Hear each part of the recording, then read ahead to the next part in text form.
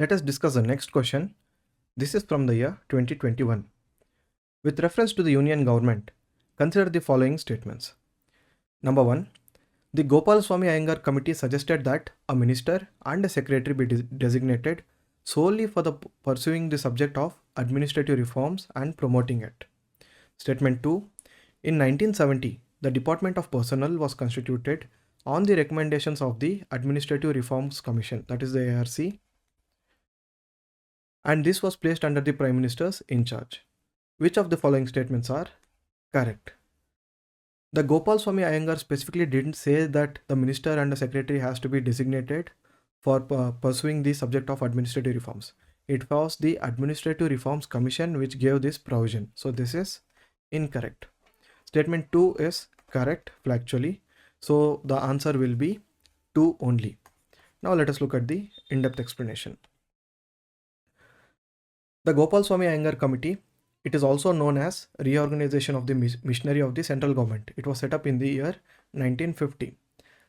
And what are the few suggestions given by this committee? It was grouping of the ministries. The committee suggested that the different ministries have to be grouped. And they also suggested various measures for improving the capabilities of the central government employees. And the committee also suggested mainly for reducing the number of departments and for improving the coordination between different ministries. So this was one of the main provisions and suggestions given by the Gopal Swami Iyengar committee, reducing the number of departments and the improved coordination.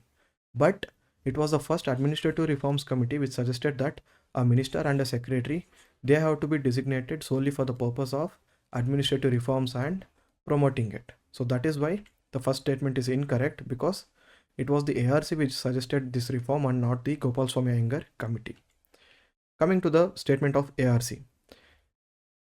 In 1970, on the basis of the recommendations of the Administrative Reforms Committee, the Department of the Personnel was set up under the charge of a Cabinet Secretariat.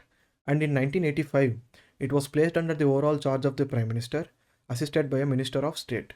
And why was this Department of Personnel placed under the charge of the Prime Minister? Because we need to ensure that the personnel, that is the employees, the management of them and the reforms related to them is overtaken and overseen at the highest level of the government, that is the Prime Minister, who has the real power.